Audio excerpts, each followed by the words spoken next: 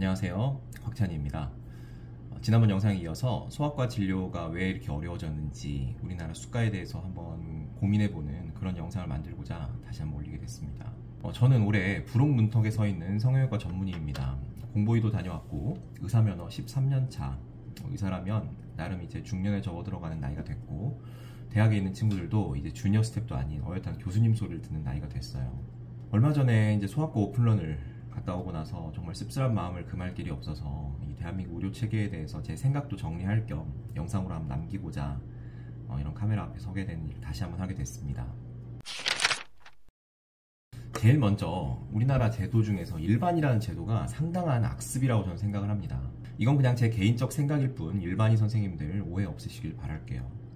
일반의를 비난하는 것은 절대 아니라는 거 다시 한번 말씀드리고자 합니다.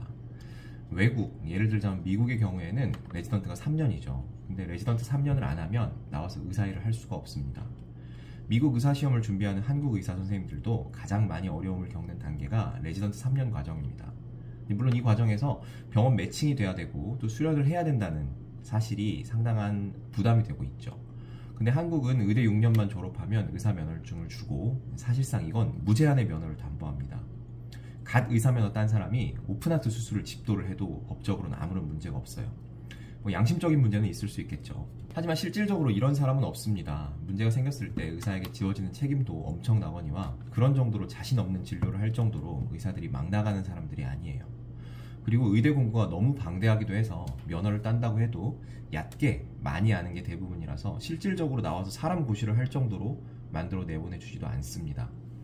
오죽하면 3월달에 대학병원 가면 바보라는 말이 나왔겠습니까? 솔직한 심정은 이럴 거면 미국처럼 전문의 면허 없으면 그냥 의사일을 못하게 하는 게 맞다고 생각이 드는데, 어차피 나와서 할 수 있는 게 없는데 왜 의사 면허는 주게끔 만들어놔서 지금 같은 애매한 포지션을 만들어놨는지 참 의문이에요.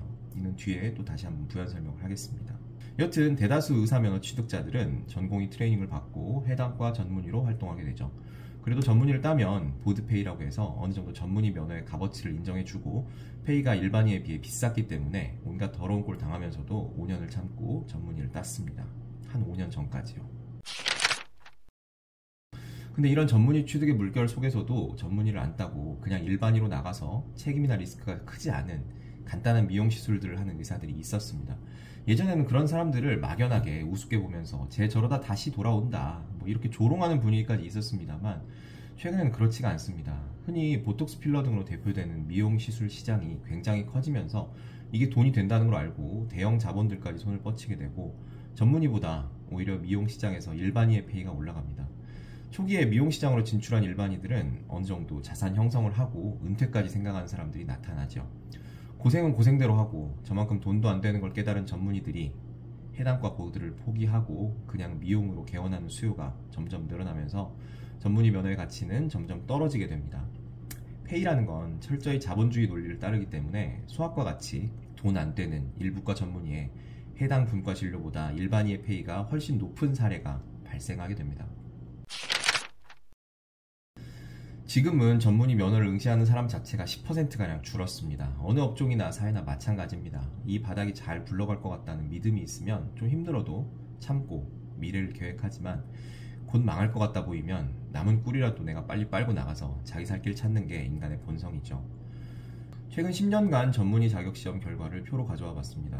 2017년까지는 3,400명 정도 유지되던 전문의 응시 숫자가 2018년 급감하고 2020년에는 일시적으로 내과가 3년제로 바뀌면서 2년치 시험을 한 번에 쳐서 좀 일시적으로 많았죠. 최근 시험은 2,800명대입니다. 우리나라 의대 정원이 줄어든 적은 단 한 번도 없죠. 의학분업 이후로 감소된 숫자가 그대로 늘어나진 않았으니까요. 빠진 숫자는 전부 일반의로 빠졌다는 얘기입니다. 이미 의사들 사이에서도 전문의 딸 필요가 없다고 생각하는 사람이 그만큼 많다는 거죠. 아니, 좀 더 비관적으로 말하면 전문의가 아니라 의사라는 직업 자체로 사회적 성공을 거둘 수 있는 시기는 이미 지났다고 생각하고, 얼마 안 남은 이 바닥 남은 거라도 빨리 벌어서 다른 일을 하거나 이민을 알아보자는 비관론까지 나타나고 있어요. 전문의를 따는 것도 전부 돈입니다. 보드페이를 인정받을 수 있는 과만 인기가 있고 나머지는 딸 필요가 없다고 느끼는 거죠. 정형외과 같이 힘들더라도 확실하게 돈을 벌 수 있는 과라든지, 아니면 안과 같이 확실한 스페셜리티를 보장받을 수 있는 과, 재활의학과 같이 그 과만 낼 수 있는 특수한 수가가 있는 과라든지, 아니면 아예 몸이라도 편한 과를 찾고, 그렇지 않은 과는 철저히 외면당합니다. 의대생이나 의사들 사이에서도 그저 그런 과 고들을 뭐하러 따느냐는 얘기를 당연하게 하고 당연하게 듣습니다. 도대체 2018년부터 무슨 일이 일어났길래 이렇게 된 것일까? 저는 이게 이제 집값 폭등과 SNS가 미친 영향이 적지 않다고 생각합니다. 옛날에는 전문의 따고 나서 어떻게 되는지 의사들도 의대생들도 잘 몰랐어요. 아무리 친한 선배라 하더라도 한 달에 얼마 벌고 뭐해서 돈 버는지 어떻게 물어봅니까? 그런데 요즘에는 뭐 블라인드 같은 익명 게시판이 아니더라도 갖가지 정보를 얻을 수 있는 루트들이 너무 많이 풀려서 예과 때부터 관심 많은 친구들은 다 알고 있어요. 돈 안 되는 과는 이미 폴리클 실습 때부터 철저히 외면받습니다. 거기다가 온 국민이 연끌하는 분위기, 집값 폭등이 있었죠. 유튜버 부일남 아저씨가 하는 부트캠프라는 컨텐츠가 있었어요. 거기 의사 선생님 부부가 나옵니다. 그래서 집 없다고 고민하는 영상을 본 적이 있습니다, 제가. 부부 의사여도 돈 문제는 현실이고 집 사기가 이렇게나 어렵구나 몸으로 와닿았던 기억이 납니다.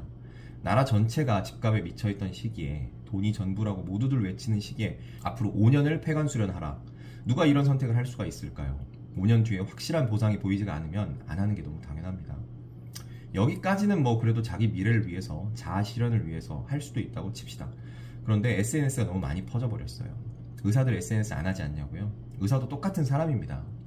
간혹 비인기과를 선택해서 수련하는 신성한 소명의식 가진 좋은 의미의 오타쿠, 너드들도 친한 동기들 단톡방은 다 들어가 있어요. 문제는 거기서 차자랑 시계자랑 하는 인간들이 꼭 있다는 거예요. 100번 양보해서 본인은 단톡도 안 하고 그냥 그런 값도 살더라도 결혼은 하겠죠? 와이프가 단톡방에 들어가 있어요. 옆집 하준이 엄마가 샤넬을 샀다더라. 에르메스 오픈런 줄서기 알바가 하룻밤에 10만원이라더라. 한국 사람들 얼마나 남들과 비교하기 좋아합니까?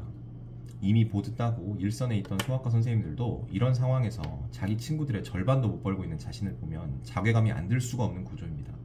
그렇게 근근히 출근하고 있는데 옆에 교수 소송 걸리고 멱살 잡히는 뉴스를 보고 나면 당연히 그만두고 미용을 하러 나오게 되는 판국인데 그걸 보면서도 소아과를 선택해서 5년을 갈아 넣어라.